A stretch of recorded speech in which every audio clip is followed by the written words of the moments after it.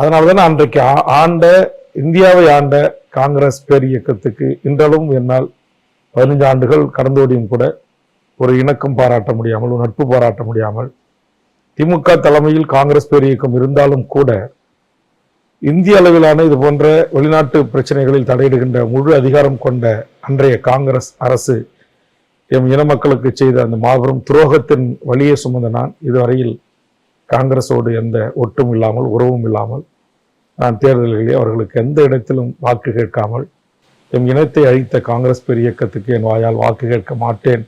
என்கிற அந்த நிலையில் நான் இன்று வரையிலும் உறுதியாக இருக்கிறேன். ஆக அந்த வகையில் நீங்கள் சொன்ன அத்தனை பேரும் எம் இனத்தை அழித்து ஒழித்து உலகளாவிய ஒரு மலேசியா, சிங்கப்பூர் போன்ற ஒரு நாட்டை